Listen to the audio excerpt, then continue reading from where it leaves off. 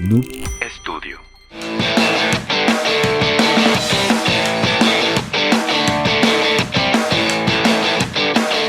Queridos amigos, bienvenidos a Fútbol Podcast. Mi nombre es Fabián Patrón y el día de hoy me encuentro con un invitado muy especial, amigo de hace muchos años, Hashim Suárez. Hashim, bienvenido y gracias por aceptar esta invitación.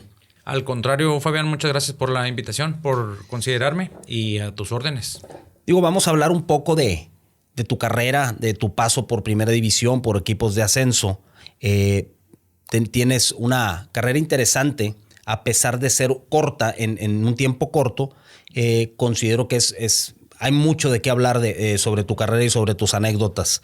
Pero pues vamos a iniciar desde tu infancia. Nacido de San Nicolás de los Garza, Nuevo León. Totalmente. Mi mamá es también de aquí, mi papá es de San Nicolás y ahí viví, ahí nací y de ahí empezamos de San Nicolás y por ahí todavía seguimos en esos rumbos. Y en San Nicolás siempre ha sido, bueno, desde mi época también de niño, la Liga Infantil de San Nicolás siempre ha sido un muy buen semillero. O sea, yo recuerdo selecciones de San Nicolás de muy buenos equipos, gente de San Nicolás que fue a probar y que jugó tanto en Tigres como en Rayados, terceras, en equipos profesionales. Y la verdad es que San Nicolás o la Liga San Nicolás siempre se ha caracterizado por ser un buen semillero de jugadores. ¿Actualmente sigue siendo tan fuerte como en esos años? Yo creo que sí, porque desde que yo tengo uso de razón, cualquier equipo competitivo quería competir o quería estar en esa liga de San Nicolás. No, había otra en Venustiano Carranza que también tenía un buen nivel, pero lo que yo recuerdo es que ahí estaban los mejores equipos. Ahorita con mi hijo de repente me toca ver algunos partidos y sí hay ciertos niveles. Sigue resaltando mucho la San Nicolás, pero ya empieza a haber otra de Jaguares y torneos. Ahora hay muchos torneos que antes no había y no sé si se mantengan en el mismo nivel, pero sí estoy de acuerdo contigo de que para uno el fogueo, que eso es a final de cuentas lo que te da un nivel superior, es estar jugando todos los días y con gente competitiva, gente buena, y yo creo que San Nicolás era la mejor liga en el momento.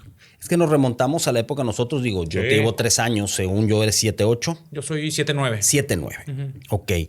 En aquel entonces, bien lo mencionas, Liga San Nicolás, Liga Venustiano Carranza, pues eran las ligas que rifaban en la ciudad y era de donde se sacaba, podría ser el talento que iba a probarse a fuerzas básicas, que iba a probarse a los equipos regiomontanos, inclusive a otros. Yo recuerdo un club en aquel entonces como Maná, que también llevaba jugadores a probar tanto a Santos y a otros lugares, ¿no? Después empieza alrededor mucha mercadotecnia y empiezan a proliferar las academias de fútbol. Y empezó a lo mejor a no quitar, pero sí empezaron a desaparecer algunos clubs de antaño.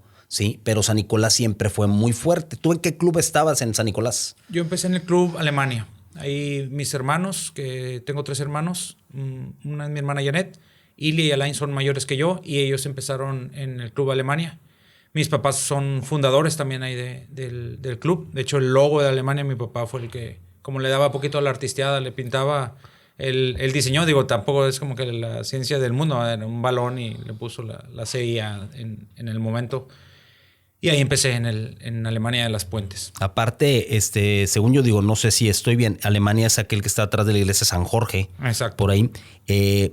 También la misma urbanización de la ciudad han desaparecido muchos campos de fútbol que eran, yo por ejemplo, ahorita que mencionábamos el Venustiano Carranza, que ya no existe, ahora son unos edificios y así han ido desapareciendo. Pero volviendo al tema del fútbol, empiezas en Alemania, ahí empiezan tus primeros... Ahora sí que tu primer contacto con la pelota. Sí, desde chiquito yo creo por esta parte de ver jugar a mis hermanos que te daban ganas de ya estar con ellos, que igual pues, te hacen a un lado porque pues, estás más chiquito. Pero desde chiquito agarré la pelota y me gustaba mucho jugar. Incluso con el perro de la casa, con la mascota, mis papás me cuentan que jugaba yo a burlármelo a él y llegaba a entrenar y todavía seguía peloteando. De que una pasión muy, muy linda por el fútbol, que esa realmente no desaparece. Y nada más tocando el punto ese de las canchas que desaparecen, que sí da coraje. Atrás de Alemania había 2 equipos que era Forza Italia, Jaguares y había una tercera cancha que ahorita ya hicieron locales, casas, y se pierde ese lugar de esparcimiento que yo sentía que era necesario porque yo peloteé ahí. Yo los sábados, domingos, en las tardes que no tenía nada que hacer, yo iba y peloteaba ahí con mis papás, con mis hermanos, y había otras familias que se armaba la reta ahí. A Jaguares lo reubicaron acá por conductores o algo así, que es bueno porque Jaguares ya se ha ganado un nombre, pero este espacio creo que es importante que se pudiera retomar de alguna manera, y si algún granito podemos poner, con gusto apoyamos. Aparte, eran clubs de antaño, o sea, la gran diferencia no es lo mismo el equipo de barrio, el que te juntas con tus cuates y vas a jugar en una liga, a un club como siempre hubo en los 80s, en los 90s, como Alemania, como Cóndor, Botafogo, muchos que ya involucran más el tema de familia, el núcleo familiar, porque participaban los papás, porque iban los hermanos, porque se hacía más un ambiente familiar, un club. Después vinieron el tema de las academias, y que ahorita ya hay academias de todos los equipos por toda la ciudad, de Tigres, de Rayados, de Chivas, de América, del que quieras. Entonces eso a lo mejor suple a lo mejor lo que es ahora a los clubs. Después de en Alemania, ¿en qué momento es la visoría, el brinco, o no sé cómo llamarle, al profesionalismo? Ok, de Alemania estuve por ahí de los 8 o 9 años, o sea, desde los 4 que empecé a los 8 o 9 años. Y de ahí surgió una oportunidad en una escuela de fútbol que abre Coriciordia en Medicina, que era de Tigres, escuela de Tigres. Y mis hermanos entran y yo también entro ahí. Entonces tenemos que dejar Alemania para ir a la escuela de Tigres y probar suerte.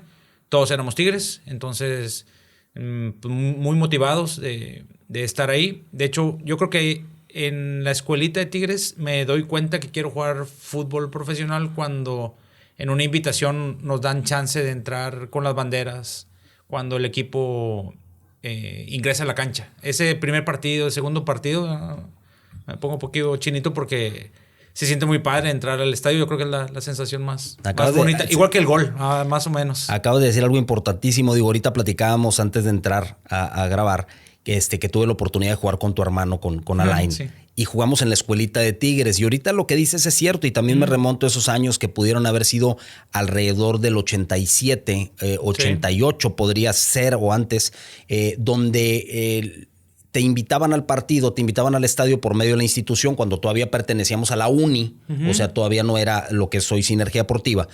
Y en el medio tiempo te daban la oportunidad de bajar a jugar una cascarita, una categoría contra otra. Sí. Y me acuerdo que se rifaban los lugares y era muy... esperabas con mucha alegría ese momento de poder bajar a la cancha, sentirte un poquito profesional y ver el estadio que te aplaudía y ver si metías gol, pues cállate, ¿no? Entonces, todo eso, esa sensación, sí la recuerdo yo también mucho y era como muy aspiracional a poder hacer eso, ¿no? Entonces, la escuela de Tigres que mencionas, que inició operaciones en las canchas de la Facultad de Medicina y en Gonzalitos, y yo recuerdo las pruebas, lo comentaba en un espacio. Recuerdo cuando yo fui a probar ahí, eran 600, 800 personas a probarse porque no había academias, era una sola escuela de fútbol Tigres y era directa a la escuela de la institución. Entonces ahí empezó lo que es ahora. Ya ahorita, como repetimos, hay diferentes academias, pero ahí iniciaba a lo mejor el sueño, ¿no? Entonces tú llegas a esa escuela oficial Fútbol Tigres, y ahí cuando te toca la oportunidad de bajar en ese medio tiempo y de ir y de ver el ambiente de un estadio, es cuando dices, esto va a ser lo mío. Sí, esto es lo mío de aquí nadie me quita. Y realmente ya creces con ese sueño, te impregnas del ambiente, te acostumbras a que pues, tienes que entrenar, prepararte y sueñas. Realmente es eso, ves los juegos y te sueñas, te ves ahí. Yo creo que eso es parte muy importante de cualquier jugador de chiquito, ¿no? Después de Tigres me invitan a la selección de San Nicolás, el profe Antonio Olivo, y de buenas, como comentamos ahorita, la selección de San Nico tenía un nivel muy alto. Sí. Quedamos campeones en el nacional, no, en el estatal debe ser, porque juegas contra los municipios de Monterrey, de García, de Escobedo, y ahí quedamos campeones y vamos al nacional. La base es esta selección de San Nicolás. Y de ahí, de estar en la selección de San Nicolás, me echa el ojo Rayados y me echa el ojo otro club que se llamaba Gavilanes. El equipo de Gavilanes, que era de San Pedro, que el licenciado Tomás Martínez Moreno es quien había fundado ese equipo porque tenía a su hijo Tomás Martínez Santos, que jugaba y que empezó a armar este equipito. Y de ahí de la selección había 2, 3 chavos que nos invitaron tanto a Gavilanes como a Rayados, por las condiciones y porque el entrenador era el abuelo Azuara y era conocido de mi papá. Deciden mis papás que es mejor darle por el lado de Gavilanes. Y yo estoy muy agradecido con esa institución, con Gavilanes, porque me abrió completamente el horizonte. Hice muy buenos amigos y viajé. Viajé y vi la posibilidad de vivir del fútbol y de conocer a tanta gente. Sí, competí en la Dallas Cup, que era un sueño, en Denver, Corpus, Houston, y son viajes que, pues, de donde veníamos nosotros no los teníamos en el panorama. Entonces, de ahí se nos abrió mucho el horizonte, y muy agradecido con el Club Gavilanes. ¿Me ibas a preguntar? Sí, yo, por ejemplo, ahorita hablábamos del Profe Olivo, también toda una institución dentro del fútbol nicolaita. Sí. Yo tuve la oportunidad de perder también una final, ya jugando con fuerzas básicas de Tigres. Perdíamos a veces con Selección San Nicolás porque armaba unos plantelazos. Recuerdo Omar Gutiérrez, recuerdo Cantú, que ellos también llegaron a un profesionalismo, entre otros, ¿no? Después... Gavilanes, yo recuerdo un Gavilanes que duró poco, sí, pero que fue muy útil. Yo recuerdo a Aldo de Nigris, me parece, en pasar por Gavilanes, no si estoy bien. Y luego ahora que mencionas que tú fuiste para ese club, y después de Gavilanes, ¿cómo se da tu...? Gavilanes era tercera, supongo. Hay una división ahí. Haz de cuenta que Gavilanes era un club infantil, no era el que armaron de tercera. Okay. Es diferente. Ahí nos incomodaba poquito a los que éramos de Gavilanes, que era un club, pero no sé si se alcanzó a registrar o no. Pero es independiente. El Gavilanes de tercera, que jugaba acá en Salinas, sí estaba ahí Aldo con el profe Gadea. Pero no es el mismo del que estamos hablando. Exacto, porque el Gavilanes en el que yo estuve ahorita está, o sea, date cuenta que es la segunda generación ya de chavos, ya con nuestros hijos, ya, pero sigue siendo infantil, no es profesional. Sí, el licenciado Tomás Martínez tenía la intención de hacerlo profesional, pero pues sabes que llega la edad de a los 15, 16, a lo mejor ya no tienes el nivel, no se alcanzó a armar la tercera. Pero sí son diferentes. Después de Gavilanes, que te digo, estoy muy, muy agradecido, que es donde se me abrieron las puertas. Otra vez compitiendo en la selección de San Nicolás, nos vuelven a llamar para una edad 2 años más tarde. Y en un nacional, creo que el primero, el de chiquito, fue en Morelia, el otro en Querétaro o Guadalajara. Estando en el nacional, quedamos otra vez campeones. Y de ahí ya visores de varios equipos nos hacen invitación de formar parte de sus filas, y entre ellos Rayados. Y en ese momento es que se abre la puerta ya para oficialmente entrar a Rayados en fuerzas básicas. O sea, sí jalan a varios jugadores. Uno de los que jalaron en ese torneo es Juan de Dios Ibarra, portero de los Mochis. Era un porterote así pues yo lo conocía a los 15 años y decíamos, tú no tienes 15 años. No tienes la edad. Exacto. Y de ahí nos hablan, y pues ya platicándolo en familia, le damos las gracias al Club Gavilanes, que también siempre muy abierto y entendiendo la posibilidad de que pues vamos a dar un paso para arriba en el escalón. Muy contentos nos dejan ir, y no hay ni de hecho de formativo ni nada de eso, más que todo un deseo de buena suerte, y así me incorporo a la institución de Rayados, siendo que había sido Tigre de chiquitillo, y me hice Rayado ya medianón, y ahí ya cumplí todo el proceso, lo que fue básicas por ahí de los 14, 15 años, brinco a tercera a los 15, después a segunda a los 16, y Saltillo, que era primera A, entre los 17 y 18. Y posteriormente tuve la oportunidad de ir a jugar a Veracruz un año en primera A, y regreso ya para primera. Todo se fue acomodando, a lo mejor suena muy rápido, muy fácil, pero se fueron acomodando las cosas para pues mostrarse uno en la cancha, agarrar mucha experiencia, y pues cada parte es importante. Ahorita que venimos platicando, te das cuenta que realmente pasó hace mucho tiempo y tú todavía sigues pensando que fue ayer, ¿no? Todo, hay muchas vivencias, muchos bonitos sentimientos que no se olvidan.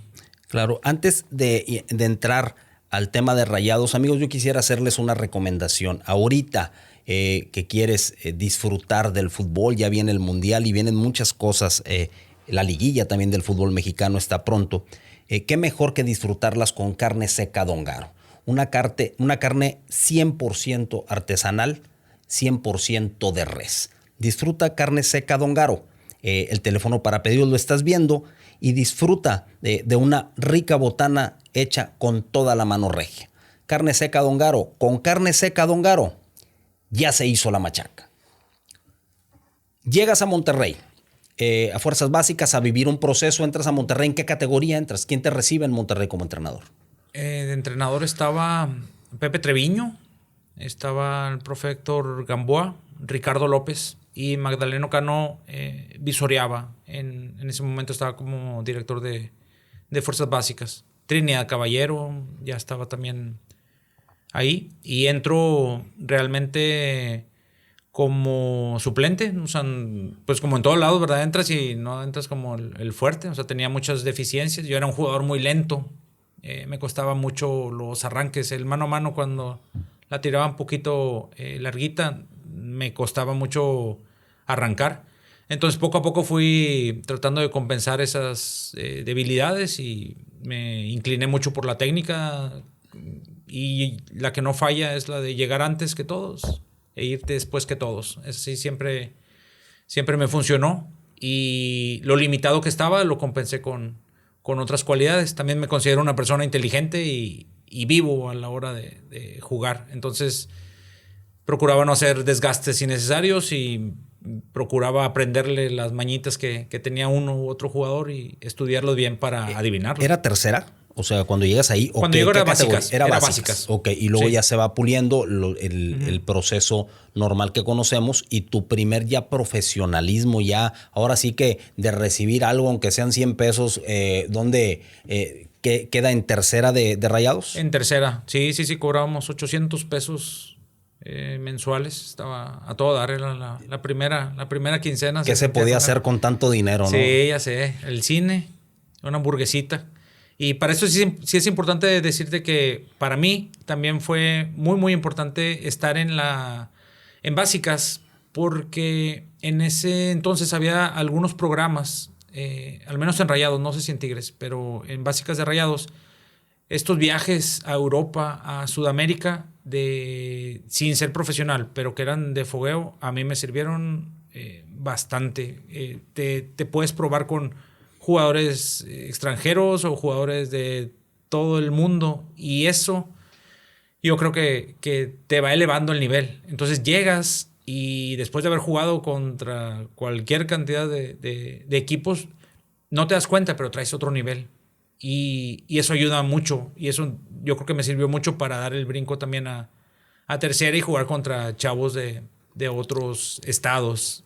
A tercera brinco a los 15 años, despuésito de básicas, pero también muy agradecido con el club de que tuve la oportunidad de ir a Colombia, a Brasil, a Argentina, a Chile, a jugar contra equipos, obvio, de nuestra edad, pero en sus estadios, en sus instalaciones.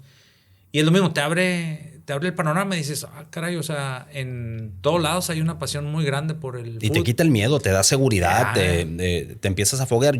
Ahorita, yo siempre he pensado también que el fútbol es de decisiones. A veces tomas buenas decisiones, a veces tomas malas decisiones. En aquel entonces, no quiero decirlo ahorita, estamos haciendo un comparativo de aquellos años.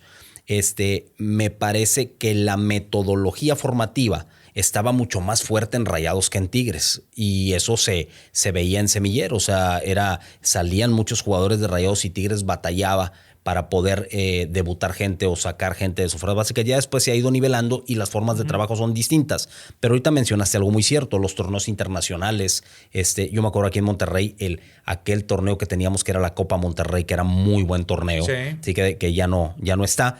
Pero todo eso ayuda en la formación del jugador a viajar, a estar lejos de casa, a lo mejor enfrentarse con jugadores físicamente más fuertes o más rápidos, de un sinfín de cosas que es parte de un proceso formativo. En aquel entonces te invitan a Rayados, vas allá, pero quizás no sabemos, el fútbol es de decisiones. Si hubieras ido a otro club, a lo mejor al mismo Tigres, a lo mejor no hubieras podido pulir las áreas de oportunidad que tenías y no llegabas a primera división. Pero qué importante es poder escoger bien, y qué importante también es tomar una buena decisión de tu proceso formativo. Hoy en día también lo platicábamos con otra gente. Tigres ha armado un trabuco en la última década impresionante. Sí. Entonces yo no dudo que hay gente en básicas, o hubo gente en básicas con unas cualidades bárbaras, pero pues difícilmente vas a poder debutar y llegar a un equipo con tantas figuras como quiera. Es que el que es bueno no importa.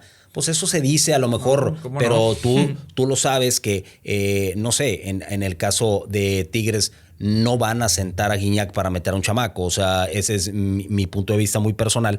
Y Tigres rodeado de figuras es difícil sacar semillero, y a lo mejor hubo jugadores con talento que se fueron perdiendo en el proceso debido a querer venir aquí. Ya después empiezan los visores a batallar, porque ya muchos chamacos que querían o que tenían la ilusión de ser futbolistas ya decían, a Tigres no voy, porque nada más voy a perder mi tiempo. Y que creo que también pasó con Rayados en su momento, en el Rayados aquel de Martelotto, de Carlos Hermosillo, en aquel entonces la llamada aplanadora con Pedro García, pues también debutar era muy, muy complicado.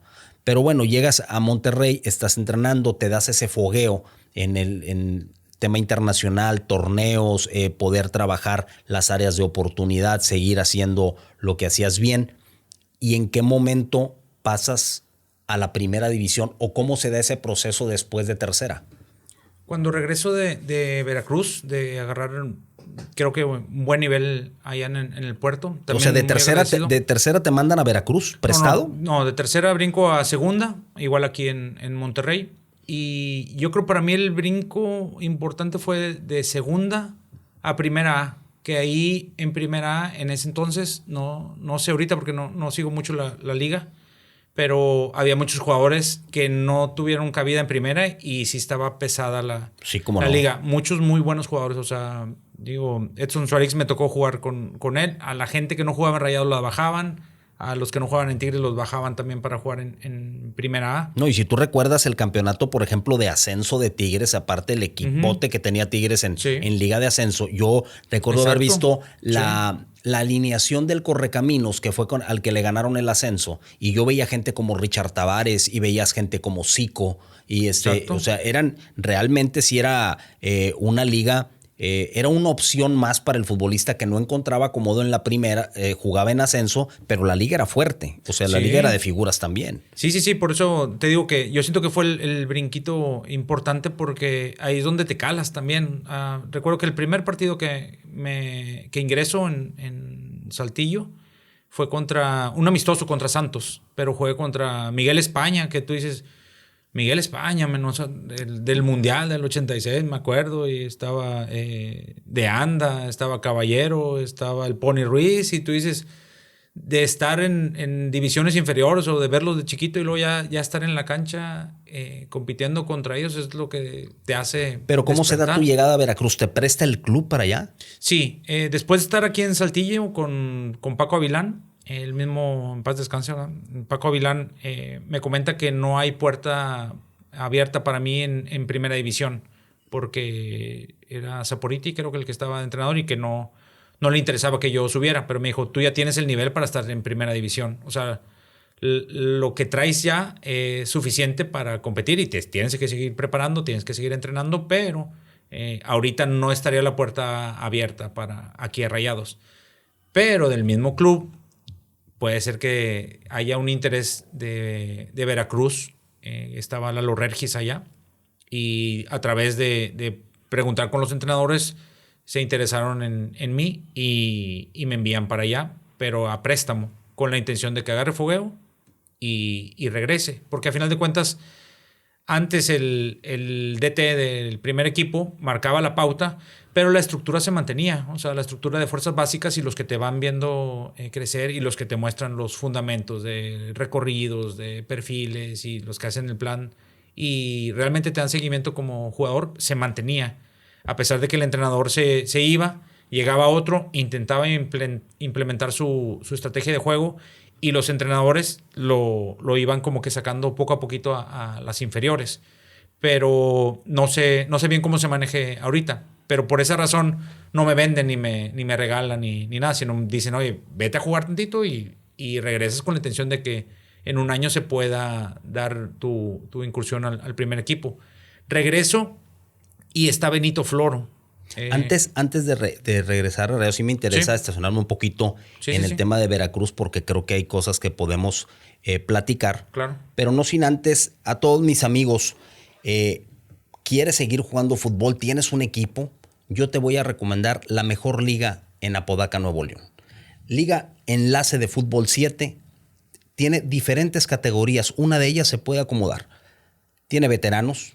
Tiene fútbol mixto, que se me hace muy interesante poder involucrar hombres y mujeres en el mismo equipo. Tiene femenil, tiene fatball, que es para arriba de 100 kilos, que también es una categoría. Y la Liga de Fútbol 7, Liga Enlace, se me hace una liga bastante familiar. Amenidades como food trucks, amenidades como locales comerciales, terraza para poder hacer sus convivios después de los eventos. No lo dudes, si tienes un equipo de fútbol o quieres integrar un equipo, quieres hacer un equipo, Liga Enlace de Fútbol 7 en Apodaca, Nuevo León.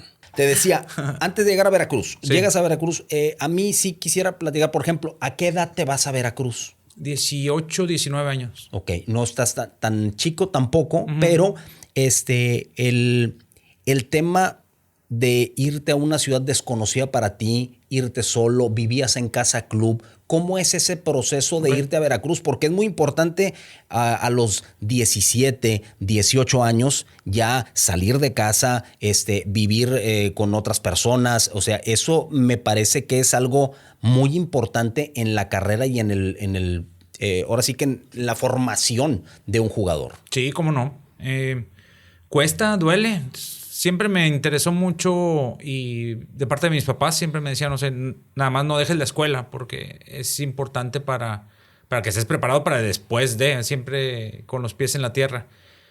Y esa es una de las cosas que me limitaba también, de que yo ya estaba por entrar a carrera y no sabía si sí me iba o no me iba porque pues, yo quería seguir estudiando y era bueno en la escuela y pues la verdad sí me gustaba pensar así que podía ser ingeniero, licenciado.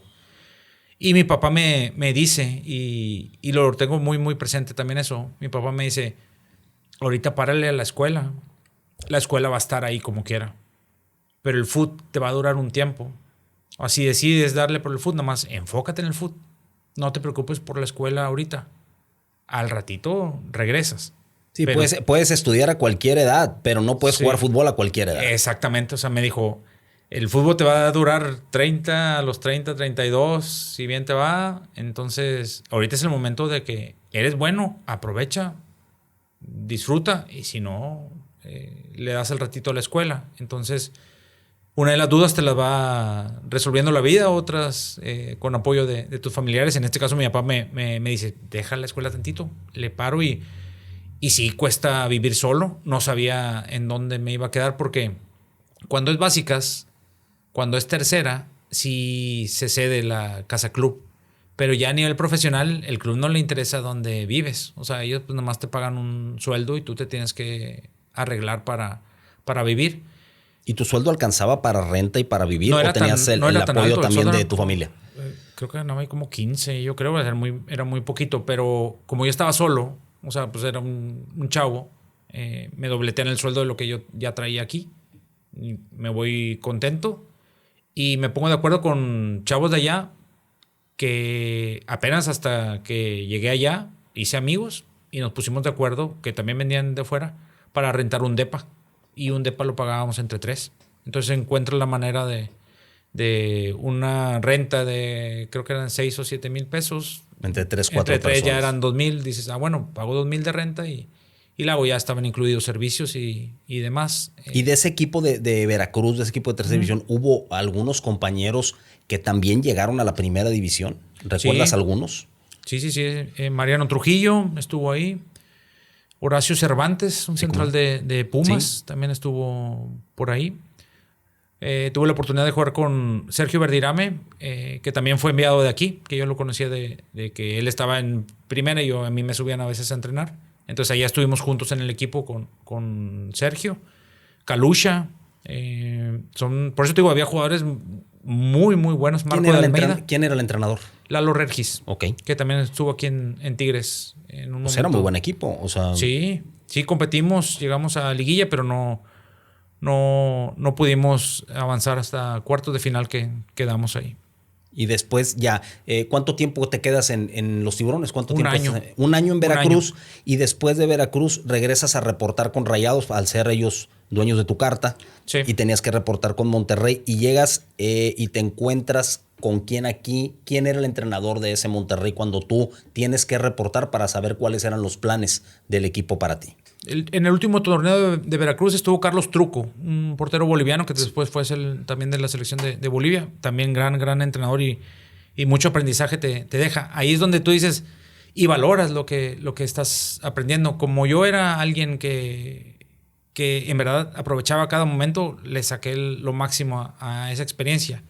Regreso, está Benito Floro y yo estoy entrenando en primer equipo, pero me están mandando a primera A.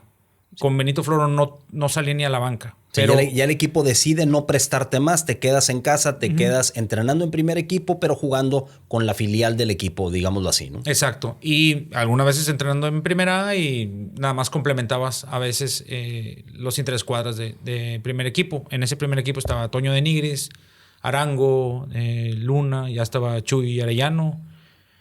Yo creo que ese es el equipo que transforma la historia de Rayados, cuando ya por fin se consigue calificar a unos cuartos, que antes no se podía hacer mucho, y el cambio de mentalidad es notable. También uno lo traía de ver tanta necesidad de la ciudad de un equipo grande. Tú dices, pues si me toca esta, yo me voy a partir el alma para poder sacar el equipo adelante. Y tú veías ya ese equipo, yo sin estar jugando, lo veía y lo notaba, porque Benito Floro también, aparte de gran persona, un gran visionario del fútbol.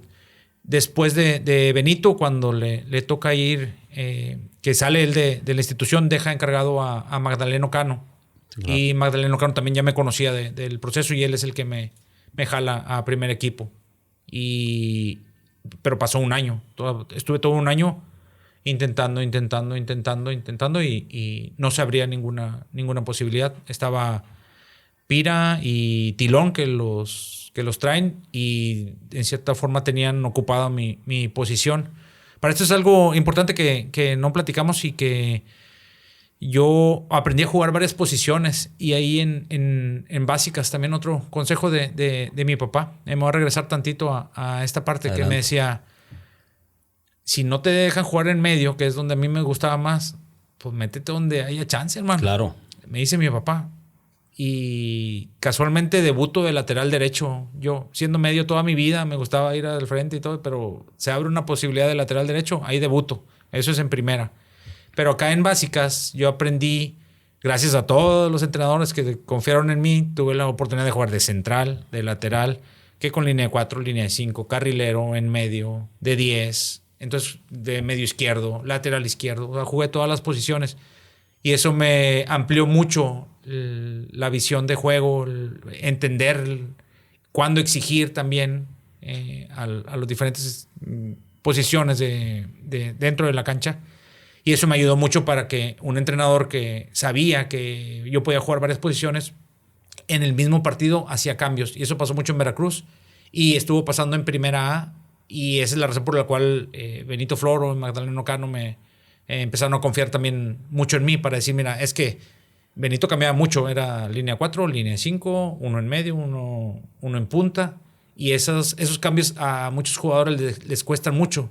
Te hallas bien en un lado, pero después ya cambias de posición en el mismo partido, no cualquiera es capaz de asimilarlo y sacarle el máximo, y yo sí tenía esa capacidad. Entonces Ya una vez estando Magdaleno Cano en primer equipo, él quedándose al frente, es donde tengo la grandiosa oportunidad de estar ya dentro del primer equipo y jugar, que es el sueño conseguido. ¿Quién te debuta? ¿El profesor Cano? Sí, profe Cano. ¿Te acuerdas de Pumas. tu debut? Sí, cómo no. Fue en un partido de... Fue aquí en el TEC contra Pumas. No recuerdo la fecha, pero sí entré muy poquito, como unos 10 minutos al final del partido, pero no, lo máximo. Me imagino. O sea, ¿imaginabas debutar ya? O sea, al estar en la concentración, ¿imaginabas que ibas a debutar o no te pasaba por la mente que podía ser la posibilidad de debutar? La noche antes no duermes. O sea, te quedas pensando. Yo tenía de compañero a Ismael Rodríguez. Estábamos juntos en la habitación y los dos habíamos subido y a él le tocó debutar porque creo que se había lastimado Memo Chabrán, creo que era el que se había lastimado y le abrió la puerta a Isma. Y yo decía, yo también quiero, aunque sea de lateral izquierdo, lo que sea, y estás esperando. El momento más padre es cuando tú estás calentando, porque a todos los ponen a calentar después en el segundo tiempo, es la tradición. Y cada ratito estás volteando con el entrenador a ver si decide. Entonces, cuando ya levanta la mano y le lee los labios así a 100 metros de distancia y que dicen, Hash, pásale. No, se me viene el mundo encima y digo, los nervios, la felicidad, la lloradera, Sí, eso es llegar al objetivo que uno se propuso, sí. ¿no? Poder debutar en primera división ante un equipo como Pumas, en casa, en un ambiente en casa. Y con tus papás ahí. Con tu familia, en la tribuna. Ahí viendo, es realmente lo máximo porque ya no te importa si pierdes, ganas, ya nomás quieres estar dentro de la cancha. Y luego ya una vez que entras, caray, ahora sí se te viene el mundo encima porque te está viendo todo este mundo de gente. A pesar de que has jugado toda tu vida desde los 4 años, como que dices, ¿y si algo no sale bien? ¿Y si la riego? ¿Y recuerdas cómo quedaron? ¿Que recuerdas el marcador? Sí, 1-0 ganamos. ¿Con gol de? No recuerdo, creo que Gastón. Gastón Obledo. Sí. Entonces debutas con Magdaleno Cano y después sale el profesor Cano y llega ¿quién? ¿Pasarela? Pepe Treviño. Pepe Treviño primero. Sí. Y luego con Pepe, ¿sigues jugando? ¿Ya no tanto? ¿Cómo fue tu continuidad? Eran intermitentes mis entradas. Tuve un partido iniciado, pero entraba de cambio 25, 30 minutos en el primer torneo y en el segundo también. Inicié más juegos en mi segunda temporada con Pepe Treviño y después llega Pasarela. Fíjate, hablar antes de seguir con la época de Pasarela, yo quisiera, amigo, ¿tú has pensado en tener una motocicleta? ¿Sí? Si estás pensando en ya tener una motocicleta o ya tienes una y quieres cambiarla, mis amigos de Matsuri Moto te pueden asesorar. Ellos cuentan con varias sucursales en la ciudad y en cada sucursal tienen un banco Aztec. Ellos te proporcionan un plan de financiamiento adecuado a tus posibilidades y que así puedas tener tu primer motocicleta o cambiar la que ya tienes. Recuerda que somos concesionario Honda y mis amigos de Matsuri Moto, la mejor asesoría para tener tu motocicleta. Llegas en el tema de entrenadores. Ahorita hablaste de metodología, mentalidad y todo. Tener a Benito Floro y tener la suerte también tener a Pasarela como entrenadores dentro de tu carrera me parece muy importante dentro de tu formación. Llega Pasarela al club después de Pepe Treviño, que también es un gran formador. Me parece tanto el profesor Cano, el profesor Pepe Treviño, grandes formadores. Llega Pasarela y ¿cómo fue ese contacto con una leyenda como Daniel Pasarela? Sí, era un genio. Pero sí es importante también mencionar que Cano, gran entrenador, pero entrenador no solamente formador, sino muy, muy buen entrenador. Y Pepe Treviño también muy, muy preparados. A veces no hay tanta difusión del entrenador mexicano y a veces saben mucho más que los extranjeros y le damos más bola a los extranjeros. Igual que los jugadores. Hay mucho talento y a veces pelamos más a los extranjeros. En este caso, pues Pasarela sí, el puro nombre impone, ¿no?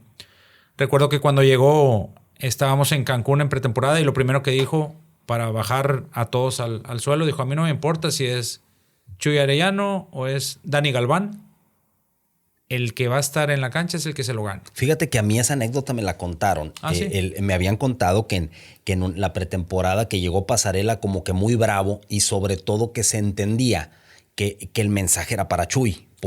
Porque le tiraba con todo de que no me importa el nombre, no me importa que haya sido mundialista, no me importa que... Yo también lo fui. Sí, yo también lo fui, yo soy campeón del mundo, pero que se malinterpretó en esa anécdota que iba dirigido a Jesús Arellano y hasta Chuy Arellano se sintió como que voy llegando. Creo que él acababa de reportar de Mundial o acababa de reportar de selección y como que ¿por qué me tratas así si ni siquiera nos conocemos? O sea, ni estoy tampoco yo inflado o estoy en una nube distinta, pero que sí el mensaje fue muy claro en el sentido de a las figuras, ¿no? Sí. Y sí, directo a Chuy, ¿no? Que era el líder del equipo. Y también ahí te das cuenta que, o sea, Daniel tenía cierto ego que también tenía que llegar marcando el territorio. El territorio, totalmente va para allá. ¿Tuviste contacto con él? O sea, con Pasarela directo, ¿hubo buena comunicación con el técnico? Porque también tuve aquí a mi compadre Chacho García y él me decía, yo realmente platiqué poco con él, casi todo lo hacíamos por medio de Sabela. Sí, que era también un súper entrenador. Creo que falleció el profesor Sabela. Pero tú, en tu caso, que es diferente a la carrera de Ángel, ¿tuviste buena comunicación con Daniel Pasarela? Sí, yo tuve mucha comunicación. ¿Sabes que jugábamos mucho tenis balón? Mucho.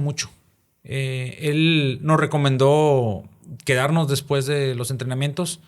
Hablaba mucho de Hernán Crespo, que había mejorado enormidades y yo también siento que mejoré mucho en cuestión de recepción rápida, de acomodo del cuerpo para reaccionar dependiendo de cómo viniera el balón.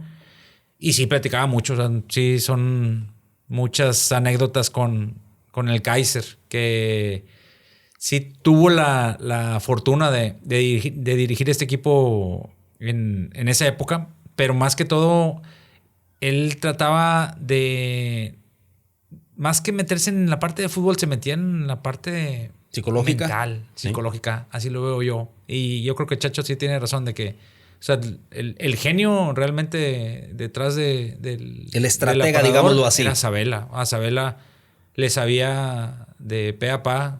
También argentino, mucho ego, pero muy bueno. Por eso el profe llegó hasta donde llegó. Dirigir una selección argentina no es sencillo. No, dirigir a Messi, imagínate. Con todos los nombres. Sí. Pero sí, el estar con Pasarela, estar en un Monterrey, si no me equivoco, Monterrey no queda campeón desde el 86. Y llegan y ustedes quedan campeones en el 2003. 2003 fue. Y eres parte de ese plantel campeón donde toda la ciudad prácticamente empieza una rayadomanía. O sea, porque empiezan a ser campeones y luego llega la época de Bucetich y todo, donde el Monterrey quedaba muy seguido campeón. Pero el vivir un campeonato con Monterrey, ¿qué edad tenías cuando te dirige Pasarela y sobre todo el quedar campeón, qué edad tenías más o menos? Yo tenía 24, 25, no, 24. Ok, ¿cómo enfrentar porque me imagino que da un giro muy importante el tema de fama, el tema de vivir el fútbol en esta ciudad que se vive diferente. Ahorita me decías, yo estaba en Veracruz y yo te puedo apostar que en Veracruz nadie sabe quién eras. O sea, no hay la efervescencia que se vive en esta ciudad. Pero ya después de estar en un Monterrey, en ese Monterrey, el poder quedar campeón, el que en la gente ya se te reconozca, se te pida la foto, que ya seas una figura pública y tener 24 años, pues sigues estando a lo mejor muy inmaduro en el sentido de edad. Cómo poder asimilar y cómo poder llevar a esa edad y esa fama, a lo mejor efímera, pero cómo poderla tratar o cómo poder llevar eso a esa edad. Yo creo que la familia te ayuda mucho a manejar esa información, pero la verdad sí se siente padre que te pidan la foto, que te pidan el autógrafo y de repente sí puedes perder suelo, creerte un poquito de lo que está pasando alrededor, pero la misma vida te va ubicando otra vez a la posición natural. Yo me siento muy cercano a mi familia, a mis papás, y siempre estuve en contacto con ellos, y mi orgullo más grande o mi regalo más grande era que ellos me vieran cada fin de semana luchando, porque realmente no todo es alegría, hay mucha parte triste, mucho sacrificio, muchas dificultades, mucha impotencia cuando no te toca jugar, cuando sientes que te mereces más y no te dan esa oportunidad. Y todo eso ellos también lo viven y a lo mejor lo sufren más porque no pueden hacer nada. Y cuando tú estás, insiste y luego traen a otro jugador y, bueno, otra vez empiezo desde abajo y insiste, y te ganas lugar y luego otra vez traen a otro jugador. Y a veces no entiendes ciertas decisiones como suele pasar en el fútbol, que solamente juegan 11 y que tienes que aceptar y ser un buen compañero y ser un buen amigo, que así me considero yo. Y la familia es la que te hace fuerte a final de cuentas. ¿En algún momento algún integrante de tu familia te tuvo que bajar un poquito de ladrillo o nunca pasó o no se dio contigo el poder marearte un poquito con la fama o con el ser una figura pública en la ciudad? No recuerdo. Mi mamá, si acaso alguna vez me llamó la atención, pero no estando en primera. O sea, en primera todos estaban muy contentos y te digo, yo siempre, y así me considero, o sea, siento que soy muy, muy humilde y muy, muy agradecido y por lo mismo tiro la mano cuando alguien lo ocupa. A los mismos chavos de básicas les procuraba abrir el camino para decir, mira, no está tan difícil, o sea, es lo mismo, sigue haciendo lo que haces, juega, suéltate. Y espero haber ayudado a muchos a los que siguieron después de mí. Eres campeón del fútbol mexicano. Tienes la fortuna de que muy pocos tienen de quedar campeón en el fútbol mexicano. El tema de quedar campeón es fácil y menos de la mano de Daniel Pasarela cuando se tenía tanto tiempo sin ser campeón. Llega un momento, ¿cómo se da tu salida del Club de Fútbol Monterrey y a dónde vas? Sabes que después de que se va Daniel, llega Hugo de León, un uruguayo también muy, muy buen entrenador. Y en ese momento se me acerca la directiva de Querétaro y muestra algo de interés en que me vaya yo para allá y me atrajo mucho. Entonces hablé con el técnico y también estaba interesado en que me fuera. Y no vas a creer que estando en el draft, en ese entonces venía Miguel Herrera para acá. Estando en el draft, desafilian a Querétaro antes de que se oficialice mi ida para allá. Entonces, recuerdas que antes eran 20 equipos y lo bajan a 18 y sí. A mí me toca ahí creo que primero fue a 19 y luego a 18, porque yo me acuerdo que había jornadas en que descansaba un equipo. Yo creo que fue primero el Querétaro y después a lo mejor se afiliaron por ahí a otro que quedaron 18 y ya no descansaba nadie. Pero pues te toca la mala suerte. ¿Y sí. quién iba a ser el técnico de ese Querétaro? ¿Era Guzmán? No, era de los Cobos. Carlos de los Cobos. Uh-huh. Entonces no te toca ir a Querétaro y tenías que estar otra vez o buscar algún acomodo o seguir en Monterrey. Sí, intenté regresar a Monterrey, pero ya Miguel ya tenía el equipo completo, ya no hay chance de. Me ofrecen primera A y ahí decido yo no seguir, pues yo me consideraba ya de primera, después ya de 4 o 5 años.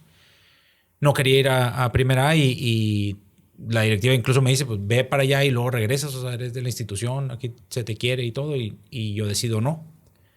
Y esa es la decisión que me obliga a... Y que la tomo yo, al final de cuentas, de parar. Uh-huh. ¿Cuánto tiempo? 1 año. En ese año fui a Estados Unidos, tuve oportunidad de ir a Atlante, Jaguares, Pumas, y ninguna se consolidó. En la MLS también estuve cerca del Dallas Burns, del Galaxy, y no, ninguna se cristalizó. Y me costó el año que paré. Que tuviste que parar. Uh-huh. Antes de continuar con esta entrevista, amigo, vas a tener una reunión. Mis amigos de Kel Materias Primas tienen todo lo que es desechables para tu reunión, para tu comedor industrial, para tu restaurante. Mis amigos de Kel Materias Primas tienen 2 direcciones, una en Guadalupe y una en San Pedro. Y con más de 1,000 pesos de compra, el servicio a domicilio pues es gratis. ¿Eres repostero? También mis amigos de Kel Materias Primas tienen todo para la repostería.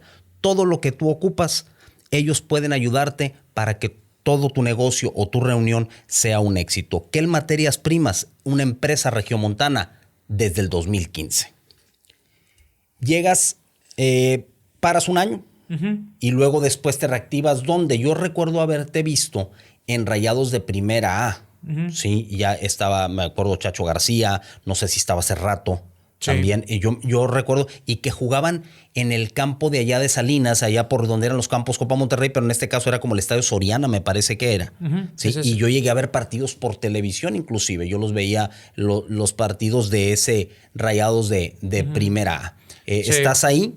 Sí, ahí regreso, después de que no se abre ninguna otra posibilidad. Digo, sí tuve otras dos y no se llegaron a cristalizar a través de representantes y...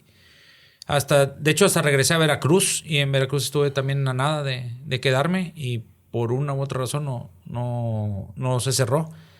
Y regreso y me reporto en el club pidiendo mi carta pues, para moverme o si había posibilidad. Y Tito Becerra tenía la Primera A en ese entonces y le preguntan a Tito si le interesaría que estuviera yo y de buenas que me aceptó. Él dice, pues sí, o sea, yo lo conozco también de chavo, nos puede servir para lo mismo, para impulsar a más. Y aparte eras institucional. Y te vi ya un poquito más, ya no tanto de lateral, sino te vi un poco más mediocampista. Exacto, sí, ahí donde me hallaba un poquito más adelante. En ¿Te quedas con Tito Becerra cuánto tiempo en Primera A? Un año aquí en Rayaditos, estaba todavía Miguel y también con la misma esperanza de que en un rato me jalara Miguel y no se dio esa oportunidad, a pesar de que sí andaba bien ahí. ¿Y de aquí vas a? De aquí pasa lo mismo. El sueldo ya en Rayaditos era, no era lo mismo. Muy bajo y se entiende, no hay el recurso para pagarlo. Y aquí estábamos César Adame, Alvin Pérez y yo. Éramos tres como institucionales y que le dábamos ahí fortaleza al equipo de chavos. En ese equipo estaba Jonathan Orozco, estaba Zavala, estaba Serra, Huitrón, Cerrato. ¿Quién más? Sí, Ernesto Cerrato. Quiero pensar la Hormiga Durán. O sea, había buenos jugadores. Oribe Peralta también. Entonces, sí le servía a la institución, pero no lo suficiente como para estar pagando una buena lana. Y también para uno no era atractivo, ¿verdad? Estar jugando. Claro. Pues no había primas, no había... sí, cuando eres joven, la Primera te sirve como un trampolín para llegar a Primera División. Cuando eres ya maduro de edad, la Primera te sepulta en tu aspiración de volver a Primera División. A menos de que tengas un buen colchón que digas, ¿sabes qué? Bueno, yo quiero seguir jugando, no me importa, pero pues no era mi caso, ¿verdad? No había sido el jugador estrella de... ¿Y de aquí a dónde te vas? ¿Vuelves a parar o te vas directo? No, voy a correr. En Correcaminos está Leo Álvarez y en el mismo draft donde casi también se me presentaron 2-3 oportunidades, se abre esta última en Primera en Correcaminos y digo, bueno, pues le damos este último intento. Ya tenía 27 años. Cumplo los 27 allá, se me hace. O 28. ¿Y te quedas cuánto tiempo en Correcaminos? En Corre me quedo un año. Un año cumplo allá. También bonitas amistades, bonito el fútbol, bien el club, pero sigue siendo Primera A y no me termino de adaptar. Y ahí en Corre es donde digo, no, ya no le quiero seguir porque platicando ya con mi esposa, bueno, ya también ahí ya estaba casado. De hecho, estaba casado aquí con Rayaditos, que aguantábamos bien pues, con el cochinito que nos había quedado bien de mis épocas de Rayados. Pero pues no, se va acabando el cochinito. Por eso es la intención de salir. O si había chance en Primera, pues me quedo. No hay. Bueno, pues ¿y decides retirarte en Correcaminos con menos de 30 años? Sí, 27. 28 años decides poner fin a tu carrera como futbolista. Como profesional, ¿sí? Exactamente. Después llegué a verte en medios de comunicación. Ajá, eso pasó.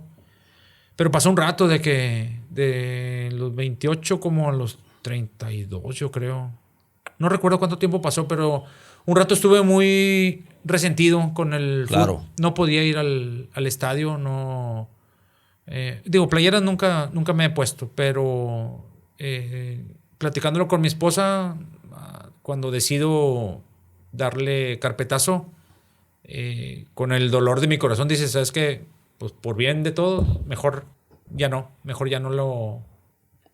le seguimos acá. Pero es carpetazo y carpetazo, no hay estadio, entrenamiento, seguirle algo. Sí, claro, es difícil. Y la carrera del juego, por ejemplo, en tu posición que jugaste en Primera, o mayormente que fue la lateral, ¿quién era tu referente como lateral? ¿A quién admiraba Hashim Suárez en la defensa lateral? Bueno, era más medio, pero de lateral pues me gustaba mucho Zanetti, Carmona siendo mexicano. Y por las figuras que tenía, digo, yo tenía ahí un Chuy Arellano que era, la verdad, el referente para todo, ¿verdad? Era un tipo que agarraba la pelota, que se echaba al equipo al hombro y que siempre la pedía. Se equivocaba y la volvía a pedir. Y para mí, referentes eran, o mis ídolos fueron Riquelme, Ronaldinho, Roberto Baggio. Era del estilo de jugadores que a mí me gustaba mucho de talento, de que a veces tienes chance de meter gol, pero prefieres mejor pasarla, que se vea más bonito, más en equipo. Y para mí también eso me marcó mucho de imaginarme estar jugando con ellos. Siempre fue... Otro sueño. Otro sueño, y también te obliga a mejorar tanto en los entrenamientos como en los partidos, cuando sientes que estás jugando con las leyendas. Si tuviéramos que hablar de qué jugador, cuando te tocó marcar, ¿cuál fue el jugador que tú consideras que se te complicó más para poder marcarlo dentro de una cancha? Cuauhtémoc Blanco. ¿Sí? Sí. ¿Por qué? Era buenísimo, era bien rápido y no le alcanzabas a cachar lo que iba a hacer. No leías el juego de él. Lo que te decía de que hay ciertas mañitas o ciertos movimientos que hacen algunos jugadores cuando recepcionan, cuando se van a mover para izquierda o derecha, que lo ves también en videos y que antes del partido ya lo sabes. Entonces, si le adivinas esa jugada, pues sales con el balón. Y Cuauhtémoc era vivísimo, era de los mejores. De buenas que no me tocó mucho Chuy Arellano, porque también era buenísimo. Me tocó mucho en contra en interescuadras y digo, le aprendía mucho, pero es como que ya sabías que te lo iba a hacer y todos como te dicen, te la hacía. Te la va a ir a la derecha, y ya sabías que te lo iba a hacer, y en el arranque ahí te metía. Ya por último, Hashim, para poder cerrar esta charla, si tuvieras la oportunidad, quitando a Monterrey, que te dijeran, ¿en qué equipo te hubiese gustado jugar? ¿En México o no? Sí, en México. Chivas, yo creo. Era como que el siguiente paso, ¿no? Ser como que del equipo de Guadalajara. ¿Y compraste algún carro con dinero de fútbol? ¿Tu primer carro con dinero de fútbol cuál fue? Sí. Un Tsuru. Con ese me iba a Saltillo. Con ese era suficiente. Sí. Si tuvieras que pedirle algo más o reclamarle o cambiarle algo a tu carrera de fútbol, ¿qué pudiese haber sido? ¿Qué te debe el fútbol? No, el fútbol no me debe nada. Yo le debo al fútbol. Yo estoy muy agradecido de lo que viví. Fue poquito. Me habría gustado alargarlo más. Pero las decisiones que tomé en su momento eran las que yo sentía eran las correctas. Y no me arrepiento de eso. Más que todo son lecciones. Me habría gustado ir más al frente, jugar más, pero eso me sirvió para el resto de mi vida. Al final de cuentas, se logró el objetivo de llegar a Primera División y también se logró el objetivo de quedar campeón del fútbol mexicano. Sí. Que eso no cualquiera. Hay jugadores que juegan 20 años y nunca supieron lo que era quedar campeón, y tú pues pudiste tener esa vivencia, tener a grandes entrenadores como Benito Floro, Magdaleno Cano, Pepe Treviño, como estamos hablando también de Daniel Pasarela, el profesor Sabela, en paz descanse. Yo creo que muy, muy interesante tu carrera, y quiero agradecerte el poder estar aquí y poder platicar un rato contigo y poder recordar anécdotas y poder regresar a esas vivencias. La verdad, agradezco mucho el que hayas estado con nosotros, Hash. No. Nada que agradecer, Fabián, a la orden. Y sí, ahorita que comentas de que te da la nostalgia nada más de que puede estar el estadio lleno, pero hay una zona donde estaban tus papás y mi novia en ese entonces y mis hermanos, mi familia, y puede estar el estadio lleno, pero siempre volteabas para allá y es decir, lo logré. Claro. Esa parte es la que vale la pena y es la que me gustaría, si acaso, volver a vivir. Sí, claro. Gracias, Hash. Al contrario, man. Amigos, les recuerdo seguirnos en nuestro canal de YouTube, Fabián Patrón TV. Esto fue Fútbol Podcast. Mi nombre es Fabián Patrón. Nos vemos en la próxima.